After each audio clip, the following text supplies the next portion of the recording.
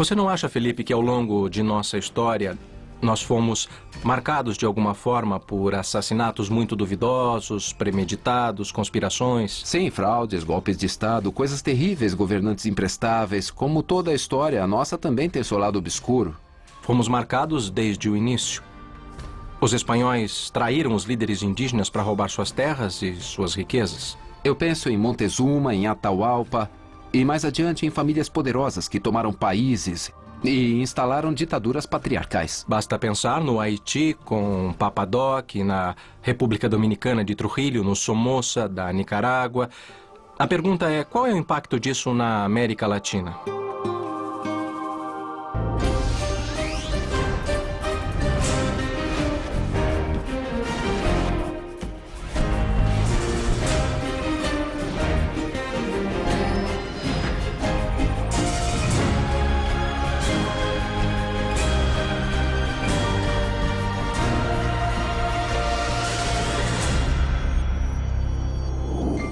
Unidos pela história. O lado obscuro. A América Latina tem uma história de claro-escuros, de atos heróicos e gestos altruístas, mas de assassinatos e conspirações, como todas as histórias do mundo.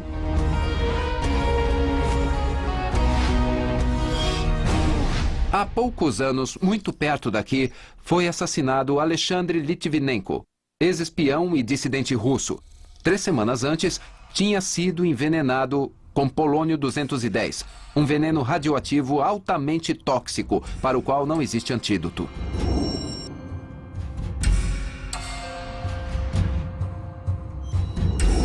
Meses antes, o espião tinha declarado que em sua agência, veneno era só mais uma arma como um revólver. No dia em que foi envenenado, ele tinha ido tomar chá com um compatriota. 2 anos antes de ser envenenado, Litvinenko denunciou que, em Moscou, ainda existia um laboratório de químicos venenosos. Referindo-se ao laboratório secreto que foi criado nos anos 30 por Grigory Maranovsky, o Professor Veneno. Graças ao Professor Veneno e aos seus sucessores, dezenas de ex-agentes secretos, políticos, jornalistas e escritores de diversas partes do mundo morreram envenenados durante a Guerra Fria. A Guerra Fria durou 45 anos e opôs os Estados Unidos à União Soviética. A União Soviética dominava a parte leste do mundo, sob controle de governos comunistas, enquanto que os Estados Unidos mantinham controle sobre o chamado mundo capitalista, a salvo do perigo vermelho. Com exceção de casos pontuais que elevaram a tensão mundial, as duas potências conviveram quase pacificamente. A América Latina se viu imersa nesse contexto de Guerra Fria. Justamente a maior influência aqui na América Latina era dos Estados Unidos, que precisamente consideravam a América Latina como parte de sua área de influência e faria o impossível para que o outro bloco não conseguisse qualquer tipo de acesso ou controle no que os Estados Unidos consideravam seu quintal, como se costuma dizer por aí.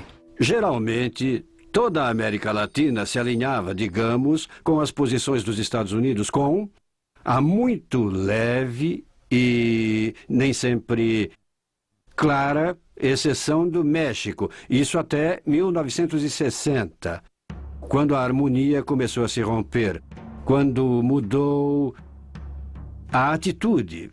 Principalmente em Cuba, a harmonia se rompeu quando já nos aproximávamos do fim da Guerra Fria. É isso. Eu creio que a Guerra Fria foi muito importante para a América Latina porque ajudou muito a direita de todos os países da América Latina, porque ela ajudou, na verdade, em suas campanhas contra as correntes progressistas e, na realidade, principalmente nos anos 60, começou um grande movimento popular do povo progressista. E, obviamente, os comunistas locais estavam metidos nisso. Se a função tradicional dos exércitos era defender as fronteiras, defender de uma eventual invasão, a partir da nova realidade, a partir da Guerra Fria e a Revolução Cubana, na realidade também ficou responsável por manter a ordem interna. Por isso se falava de fronteiras ideológicas, não só de fronteiras territoriais que dividiam um estado de outro, mas de fronteiras ideológicas dentro de um estado. Durante a Guerra Fria, para os Estados Unidos, o comunismo estava dentro do continente americano. Assim, iniciou uma guerra ideológica em seu próprio território e nos países latino-americanos. Guerra Fria. Operação Condor.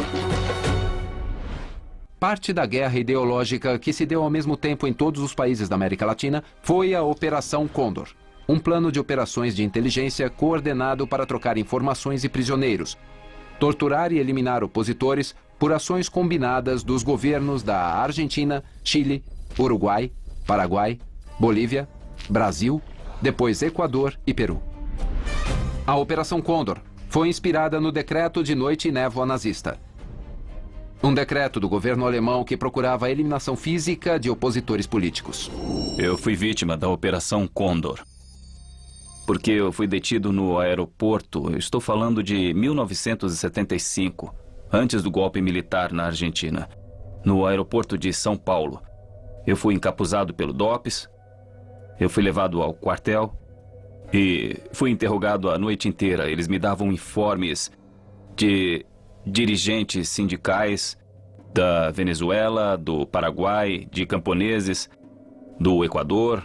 Aqui, por exemplo, na Automóveis Orletti, um dos muitos centros clandestinos de detenção, ficava a maioria dos estrangeiros. E dali levavam os uruguaios para o Uruguai. Os chilenos para o Chile. E para quê? Para que em seus países tivessem o destino que fosse, quer dizer, a prisão ou a morte. Era uma escola de militares que vinha dos Estados Unidos, onde os militares latino-americanos recebiam treinamento sobre formas de repressão e de tortura. Isso se generalizou pelo continente e, de fato, foi muito eficaz na hora de calar a boca das pessoas e de decapitar qualquer movimento popular que pudesse surgir. A iniciativa da Operação Condor surgiu na Escola das Américas, uma organização para a instrução militar onde se graduaram mais de 60 mil militares e policiais de 23 países da América Latina. Sua missão era preparar as forças de segurança latino-americanas para a luta contra a União Soviética e seus aliados.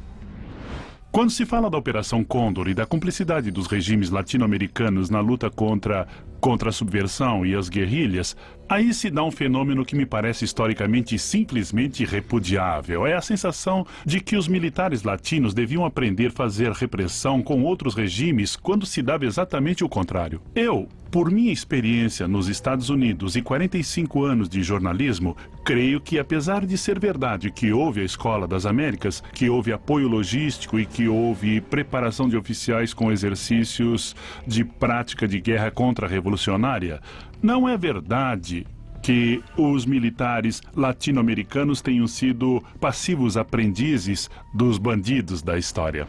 Pela doutrina da Escola das Américas, os Estados Unidos diziam que o inimigo estava dentro das fronteiras. Não houve frase mais profética. Operação Condor. Atentado de 11 de setembro. Em 11 de setembro de 2001, em uma série de ataques sincronizados, aviões comerciais colidiram contra as Torres Gêmeas e outros objetivos estratégicos dos Estados Unidos. Morreram mais de 3 mil pessoas, como se tivessem executado mais de 36 pessoas por minuto. O inimigo estava dentro de seu território e atacava o centro de seu poder. Pode-se ter o maior exército do mundo, a maior inteligência do mundo, pode-se ter 30 mil mísseis com carga nuclear, mas basta que uma pessoa ou um grupo de pessoas acredite profundamente em suas causas para acabar com 2 torres ou acabar com muito mais. Os suicidas perpetraram os ataques totalmente convencidos de que seu sacrifício os levaria ao paraíso de Maomé, um lugar onde Alá os recompensaria com infinitos prazeres sensuais. Quase 5 séculos antes, outro paraíso de Maomé, só que na Terra, oferecia grandes prazeres e bons negócios para os conquistadores. Atentado de 11 de setembro. Paraíso de Maomé. Em meados do século XVI, no Paraguai, os espanhóis precisavam conquistar os indígenas e fizeram isso através de uma aliança. Aliaram-se aos guaranis contra os inimigos deles e, em troca, receberam tributos e foram incorporados a famílias guaranis como líderes e donos do harém. Em 1545, alguns conquistadores tinham 5 ou 6 mulheres. Os mais poderosos chegaram a ter 70 mulheres em seu harém. Quando os espanhóis chegaram e conheceram as guaranis, parece que eles ficaram particularmente impressionados e, de fato, ocuparam o lugar dos chefes tribais e os mataram e ficaram com os haréns, porque os guaranis viviam em sistema poligâmico. De maneira que, claro, em nome dessas escrituras e em nome da guerra contra os mouros, terminaram vivendo no Nordeste argentino da mesma forma que os mouros viviam na Espanha. Ou seja, cada chefe tinha 40, 50, 60 mulheres. Os europeus receberam mulheres e alimentos. As muitas concubinas e esposas eram uma forma de cobrar tributo. No mundo andino pré-hispânico peruano, exatamente na época dos Incas, afinal, mas antes também existia a prática de trocar de mulheres. A troca de mulheres funcionava como uma espécie de ampliação da rede de parentesco. Explicando, eu me caso com a mulher de meu novo aliado e dou uma de minhas mulheres para ele se casar e nos tornamos parentes. E assim que isso acontece, nós podemos ter relações econômicas ou políticas de dependência ou não. Uma será de dependência, outra será de dominação. Quando os espanhóis chegaram, o povo andino ofereceu mulheres nesse sentido. Então os espanhóis, aceitaram e aí eles resolveram proceder à mestiçagem. Eu não sei realmente se a história teria mudado, não sei até que ponto teria sido menos cruel o processo de conquista. Mas então, podemos imaginar que talvez, eu não sei, se esses espanhóis tivessem levado aquelas mulheres para seus barcos, talvez o componente da violência da conquista tivesse sido um pouco menor. É uma hipótese. Traições e conspirações. Desde a conquista, a história da América Latina também se escreveu por seu lado obscuro. Unidos pela história. Eu não só creio que nós, os latinos, estamos unidos pela história, mas também estamos unidos pelo futuro. Porque, inevitavelmente, temos um destino em comum. A América Latina vai se converter num grande país cujas diferenças vão torná-lo cada vez mais rico como continente. E diferenças culturais e diferentes recursos que vão fazer com que a gente seja realmente, no futuro, o continente com mais possibilidades de crescer e de ajudar. Unidos pela história. Unidos pela história.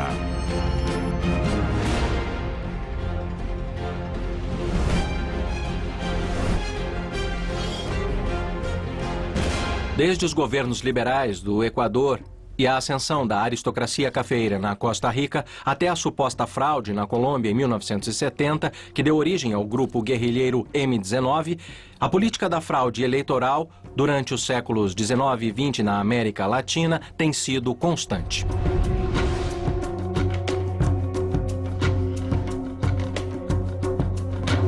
No ano de 1988, os mexicanos tiveram a eleição em que o sistema caiu. A crise política mais importante desde a Revolução Mexicana e também um dos fatos mais vergonhosos de nossa história recente. Foi a primeira vez que o eleitorado mexicano, em nossa história contemporânea, se inclinou a votar ou fez grande esforço para votar contra o PRI. E aparentemente conseguiu. Mas se deu a fraude e se deu o que eu considero ser uma das maiores manchas que pesam sobre o sistema eleitoral mexicano.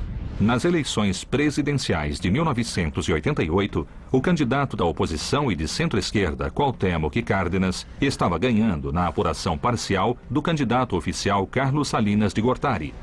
Até que o ministro do Interior anunciou que o sistema de computação encarregado da apuração tinha caído. Quando o sistema voltou, o resultado era outro. Então, quando o sistema voltou novamente, quem saiu vencedor foi Carlos Salinas de Gortari. E então o povo mexicano teve a convicção de que seu voto tinha sido burlado. Estávamos convencidos de que ele ia ganhar e havia um movimento forte também pelo nome dele. Mas acho que quando eles cometeram a fraude, as pessoas queriam lutar. Mas ele decidiu que não quis encorajar a luta. 6 anos depois, o PRI perderia sua primeira eleição desde 1929. Então era o fim de uma dinastia.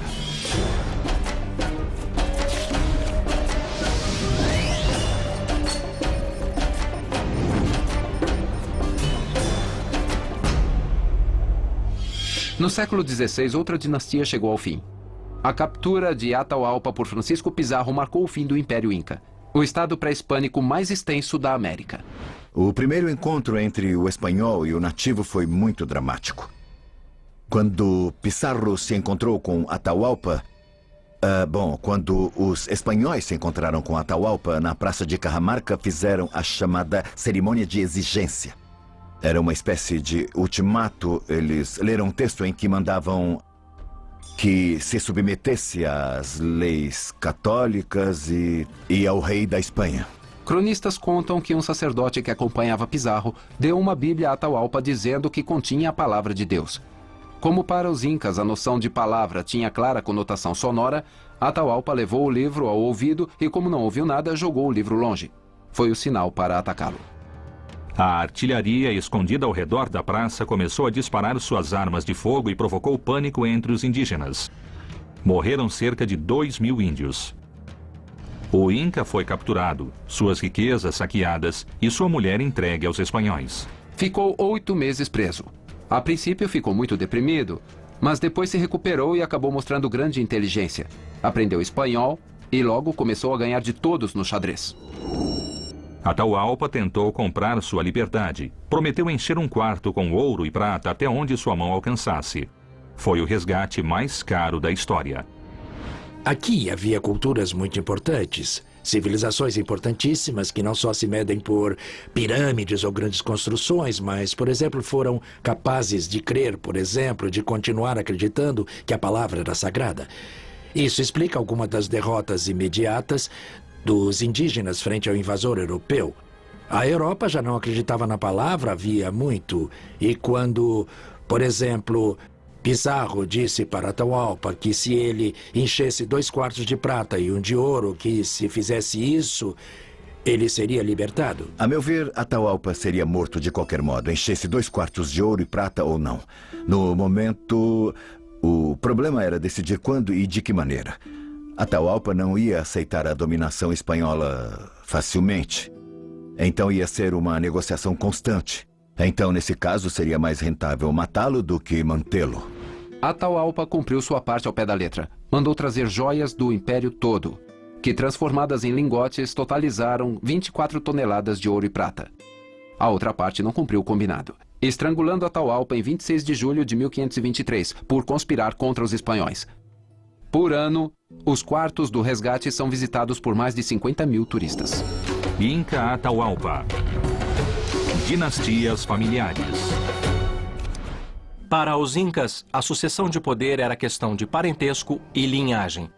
E para alguns governos latino-americanos do século XX, também. Nossa história foi, muitas vezes, a saga de famílias poderosas que escreveram o lado obscuro da história. Anastácio Somoza renunciou e se exilou, terminando uma dinastia que dominou a vida política e econômica da Nicarágua por 42 anos. Era filho de Anastácio Somoza Garcia, que chegou a condecorar o neto recém-nascido com a Ordem da Nicarágua e o título de Comodoro do Ar. A família Somoza ficou no poder 30 anos, como os Trujillo na República Dominicana. Primeiro, Trujillo promoveu o culto à sua personalidade e de sua família. Teve 9 filhos. Ramfis, o favorito, foi nomeado coronel do exército aos 7 anos e promovido a general aos 10. No Haiti, Papadoc Duvalier não nomeou o filho coronel nem o condecorou ao nascer. mas modificou a Constituição para que o sucedesse. Quando morreu, Jean-Claude Duvalier assumiu. Tinha apenas 19 anos. Quando foi derrubado em 1986, o Haiti era o país mais pobre da América. Quando Papadoc assumiu o poder no Haiti, nomeou um temido bruxo como chefe de milícia e reivindicou o voodoo como religião oficial. A magia e a bruxaria também podem ser caminhos para o poder. Creio que as velhas famílias sejam produto de uma era de caudilhos, uma era latino-americana rural, onde era muito fácil impor os filhos, depois os avós. No entanto, há países como a Colômbia, aí eu faria exceção, onde curiosamente persiste essa continuidade de famílias, não como ditadoras, mas como uma força política. Nós tivemos até netos de presidentes, onde o avô, o pai e o neto foram presidentes. E até hoje, muitas famílias estão no poder pelos netos e bisnetos de quem já foi muito poderoso tempos atrás. Estirpe e bruxaria, uma combinação latino-americana. Maximiliano Hernández Martínez ficou no poder de El Salvador entre 1931 e 44. Sua adesão à teosofia lhe valeu o apelido de o Bruxo das Águas Azuis, porque acreditava no poder de cura dessa cor. Não foi o único bruxo.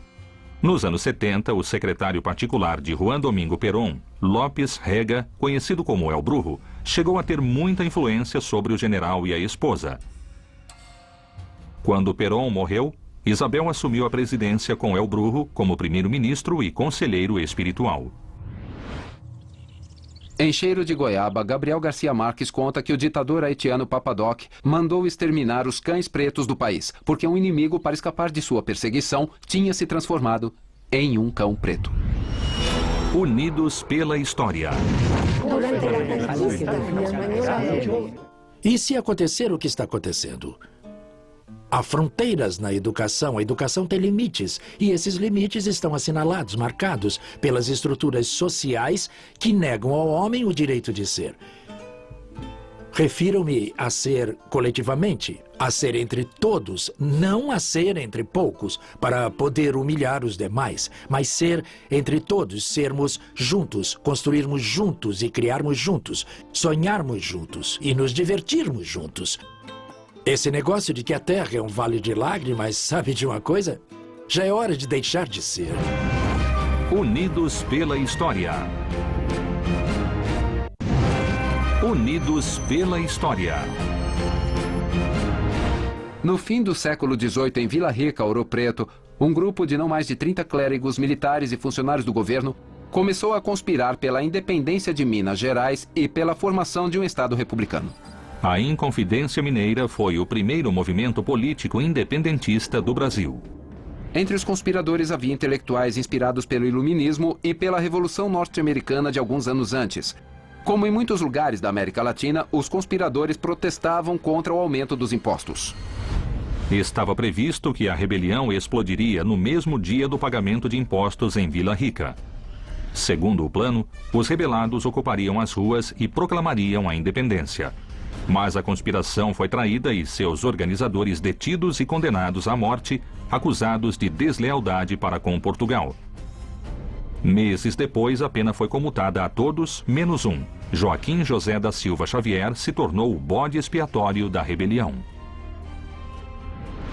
Da Silva Xavier, técnico em Minas, oficial do Exército e às vezes dentista, por isso chamado Tiradentes, foi julgado e condenado à forca. Seu corpo foi esquartejado e escreveram um documento que o condenava com seu próprio sangue. Seus restos foram exibidos nas cidades da região para desencorajar a rebelião. E sua cabeça foi posta na praça principal de Vila Rica, para ser vista por todos. Tiradentes perdeu a cabeça pela delação de um traidor. Por outro lado, Bolívar, que perdeu a cabeça por Manuela Sáenz, conservou a vida graças a essa heroína da independência. Inconfidência Mineira. A Noite Setembrina. Chama-se A Noite Setembrina. Foi uma tentativa de assassinar Bolívar quando ele estava no Palácio de São Carlos. Em 1828, a presidência de Simão Bolívar era suspeita de tirania. um grupo de conspiradores pôs em marcha um plano para derrubá-lo. No meio da noite, entraram no palácio presidencial. Assassinaram um sentinela e um cabo que resistiu a eles e dominaram o resto da guarda. Com um golpe de sabre, feriram a ordenança Tenente Andrés Ibarra, pensando que fosse Bolívar. Os agitadores chegaram à porta do quarto do libertador e dali saiu Manuela. Bolívar tinha chamado Manuela porque estava se sentindo mal. Quando ela ouviu os primeiros ruídos do assalto, acordou o libertador e o ajudou a se vestir. Depois o convenceu a saltar para a rua por uma janela descuidada pelos rebeldes. Quando finalmente entraram no quarto, revistaram tudo. E ao ver a janela aberta, viram que a conspiração para assassinar o libertador havia fracassado. A partir desse momento, Manuela foi chamada de Libertadora do Libertador. A primeira coisa que eu fiz quando eu fui a Quito, eu fui ver a casa onde tinha morado Manuelita Sáenz para entrar pelo túnel por onde ela escapava para ir aos tetos da Catedral de Quito, para ler as cartas. E alguém chegou até a me dizer que havia vários livros, mas isso não era verdade. Com as cartas que trocavam Bolívar e Manuelita, e nós, os latino-americanos da Colômbia, fomos educados com uma imagem de Manuelita muito, muito especial. Creio que não há um trabalho sobre Manuela que seja fiel à sua pessoa e sua história, sem que seja rotulada de amante de Bolívar ou de vilã, ou a que instigou o fuzilamento de Santander, ou que diga apenas que ajudou Bolívar a fugir e se salvar da tentativa de assassinato que sofreu. Manuela opinava em política, e uma política que tinha muito a ver com o militar. Acho que foi isso que a tornou extraordinária, que chamou a atenção sobre ela e também fez com que seja difícil julgá-la historicamente. Em 1822, Manuela Sáenz conheceu Simão Bolívar, abandonou o marido e se tornou amante do libertador. Bolívar a promoveu a capitã por sua valentia no campo de batalha e San Martín a condecorou com a Ordem do Sol por seus serviços à Revolução. Manuela se entregou à causa independentista e não foi a única. Como ela, centenas de mulheres arriscaram a vida na causa da emancipação da América Latina. Foram espiãs, trabalharam para a Revolução, mas do lado obscuro. A Noite Setembrina. Mulheres independentistas. A história oficial, a que sempre nos foi ensinada, dá à mulher um papel muito passivo de bordar bandeiras, de doar joias, de emprestar seu piano para alguém tocar um hino, mas principalmente esperar pacientemente pelo marido herói. Na América Espanhola, as mulheres da independência, elas tiveram destacado principalmente os seus papéis de mártires, porque elas foram presas por seus maridos ou morreram à frente de um destacamento, chamando os homens a cumprir com seu dever frente à pátria, ou se preferir a revolução, ou se preferir a república. E tiveram, sem dúvida, papel muito importante. Mas estou certo de que há uma ação cotidiana, ou que há um ativismo político permanente de todos os dias, que foi fundamental. As revoluções não se constroem só com um grande ato heróico, e é importantíssimo, mas também com o dia a dia da revolução. E a mulher, como parte da sociedade, esteve muito presente em todos esses momentos. Isso foi assim, desde Caracas até Buenos Aires. As mulheres na Guerra da Independência tiveram, em geral, um papel que era a extensão de suas próprias atividades. Por exemplo, costureiras, costurar muitos uniformes, bandeiras, bordar, e a comida nas cantinas, levar víveres, às vezes na retaguarda, quando permitiam. Acompanhava os seus homens, filhos, maridos, amantes, seus irmãos. Eu creio que havia na colônia todo um mundo digamos, clandestino, além dos rigores das normas e das leis, que fazia com que a vida das mulheres não fosse tão asfixiante como provavelmente os homens e as leis da época queriam que fosse naquele momento. Em nosso continente, ou na Espanha, quem faz a lei faz a arapuca, e eu acho que nós somos especialistas em encontrar a maneira de nos esquivarmos das regras, de esquivarmos dessas normas. E muitas mulheres se davam a tarefa de aprender a ler e a escrever e ter acesso a livros considerados proibidos.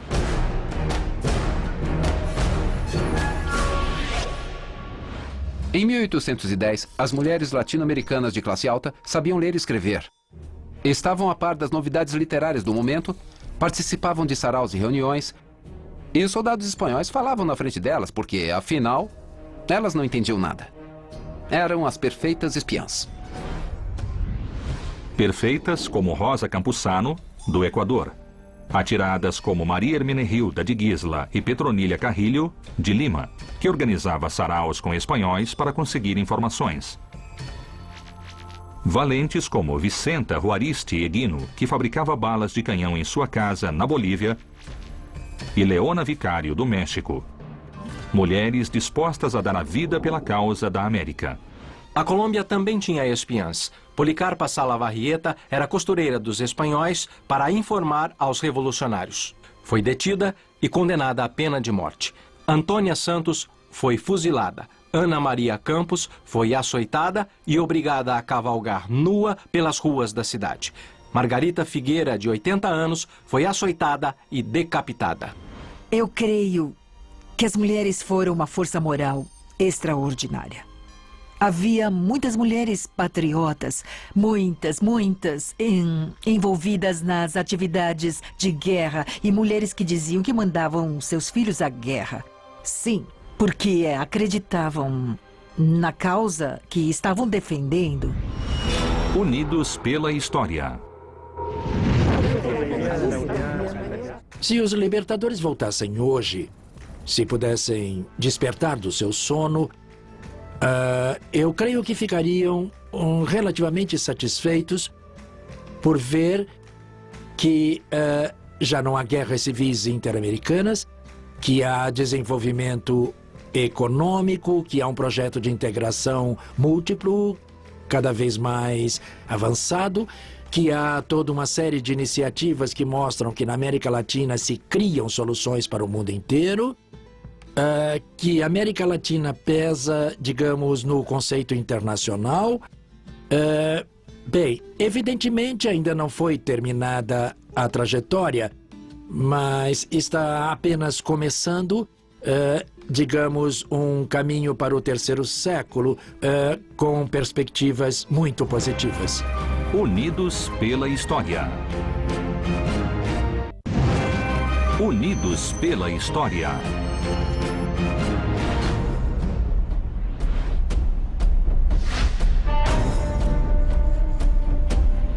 Em 21 de setembro de 1976, em Washington, uma bomba ativada por controle remoto colocada em seu automóvel acabou com a vida de Orlando Letelier, ex-funcionário de Salvador Allende. Letelier foi sequestrado e torturado no dia do golpe de Pinochet. Exilado por pressão internacional, tornou-se um dos principais inimigos da ditadura. Para a junta militar, ele era o problema Letelier. O assassinato de Letelier foi julgado nos Estados Unidos e acabou virando um caso paradigmático da Operação Condor, porque várias pessoas confessaram, acharam os responsáveis, etc. Mas não era preciso um caso desses para justificar a Operação Condor. No julgamento, Michael Townley, ex-agente da CIA e membro da polícia secreta chilena, foi identificado como autor do atentado. Townley declarou que, para assassinar Letelier, havia pensado em borrifar seu travesseiro com gás sarin, uma arma química letal. A alternativa para matar Letelier era o gás sarin, que estava em um frasco de Chanel número 5, o famoso perfume que Marilyn Monroe declarou ser a única coisa que usava para ir para a cama. Quando fez a provocativa declaração, o FBI já investigava a atriz havia tempos por sua ligação com o presidente John Fitzgerald Kennedy, assassinado durante seu mandato. Assassinato de Orlando Letelier. Assassinato de John Kennedy. A morte de Kennedy é uma das conspirações mais intrincadas da história contemporânea. Obra de Lee Harvey Oswald, um assassino solitário que morreu dias depois de ser detido, o atentado contra a vida do presidente deu lugar a centenas de suposições. Penso que por trás do louco à solta havia alguém lúcido, que sabia muito bem o que estava fazendo. Com Kennedy morreu uma boa oportunidade. Ele era o motor da Aliança para o Progresso, um programa de ajuda econômica e social para a América Latina. Eu tinha uma grande admiração pelo presidente norte-americano, porque ele instalou na América Latina a ideia de de uma espécie de mudança nas relações que permitiram que a força dos Estados Unidos, principalmente as forças econômicas, ajudassem o progresso da América Latina. Depois do fracasso da Aliança para o Progresso, houve uma série de golpes de Estado na América Latina. No fim de 1968, havia ditaduras na Argentina, no Brasil, no Peru e no Paraguai, assim como em toda a América Central. A Bolívia e o Equador estavam em mãos de militares, e o México vivia uma versão muito autoritária do PRI. Para a América Latina, o modelo econômico que resultaria em democracia consolidada havia fracassado. E se impunha uma linha mais dura. Não era a primeira vez. John Kennedy. Mariano Moreno. Já há 150 anos antes, o político e jornalista argentino Mariano Moreno havia proposto mudanças políticas e sociais mais profundas, sem êxito. No primeiro governo do Rio da Prata, o secretário da primeira junta, Mariano Moreno, representava os setores mais revolucionários que queriam modificar a economia e a sociedade herdadas do vice-reinado. Por outro lado, o presidente Cornélio Saavedra representava os setores mais tradicionais. Haveria um novo governo, mas a situação social e econômica seria mantida como estava. Moreno estava imbuído de ideias europeias. Ele era, no fundo, estava impregnado pelas ideias da Revolução Francesa. Entende? Pelos enciclopedistas, por Rousseau e os outros. Enquanto que Saavedra era produto absolutamente nacional, com grande penetração nos setores populares. Na época, o governo precisava de armas e decidiu trazê-las da Inglaterra. Para isso, a primeira junta pediu que Moreno viajasse. Dessa forma, tiraram Moreno de cena para acertar, pela ausência de um dos atores, as diferenças entre eles. Mariano Moreno faleceu em alto mar na madrugada de 4 de março de 1811, em circunstâncias até hoje não esclarecidas. A eliminação física de Moreno, segundo todos os testemunhos da época que permitem uma certa verificação, foi quando ele embarcou em um navio inglês. Moreno se sentiu enfermo e foram dando a ele um medicamento ou não indicado, ou em dose que impossibilitava qualquer cura e que, pelo contrário, se tornava uma arma letal. O testemunho mais próximo é o de Manuel Moreno, irmão de Mariano, que não era só um companheiro de viagem de missão diplomática, mas também testemunha dessa agonia que se deu, parece, pela aplicação desse suposto medicamento dado pelo capitão do navio. Não creio que Saavedra seja responsável pelo assassinato, porque eram os espanhóis que tinham razões para isso. Ele era um revolucionário muito importante, que estava arrebatando do Império uma de suas colônias mais importantes. E os ingleses também tinham motivos para assassinar Moreno. Não esqueça que o barco era inglês e o capitão era inglês. Capitão misterioso, do qual nunca mais se soube nada. 15 dias após a partida de Moreno, o governo contratou um certo Sr. Curtis e deu a ele a mesma missão. Segundo a tese do envenenamento, deram a Moreno uma grande dose de antimônio tartárico. Bem mais básico do que o polônio 210 dado a Litvinenko, mas igualmente letal. Antes de morrer, o ex-agente da KGB havia declarado que dezenas de pessoas em todo o mundo tinham morrido envenenadas na Guerra Fria, na qual os Estados Unidos, para deter o comunismo, tinha organizado a Escola das Américas, onde nasceu a Operação Condor, para eliminar a oposição aos governos da América Latina, porque achavam que o inimigo estava dentro de casa. Como se deu em 11 de setembro de 2001. Os terroristas esperavam sua recompensa no paraíso de Maomé.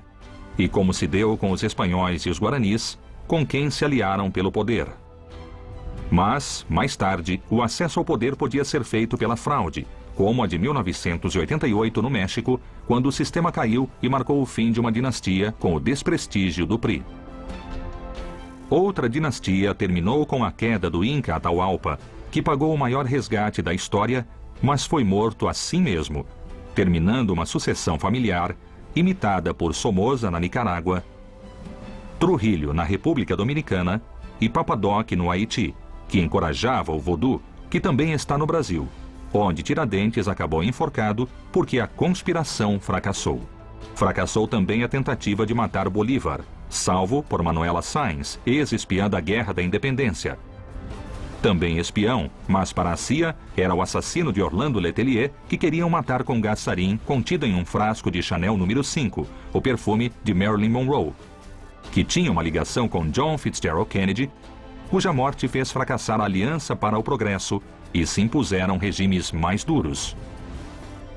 Como 150 anos antes, com Mariano Moreno, que tinha proposto mudanças profundas, mas morreu em alto mar, talvez envenenado, com uma dose excessiva de antimônio ou arsênico, algo muito menos sofisticado do que deram ao russo Litvinenko em Londres, mas igualmente letal.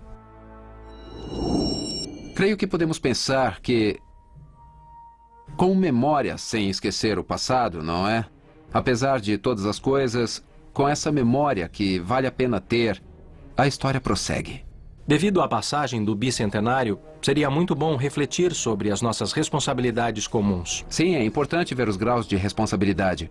A responsabilidade do povo e a dos líderes que levaram à situação atual. É claro, só dessa forma faz sentido rever a história, pensar em seu caráter preventivo, não repetir os mesmos erros. Eu creio que o maior ato de patriotismo é colocar o coletivo, inclusive o latino-americano, antes dos interesses individuais.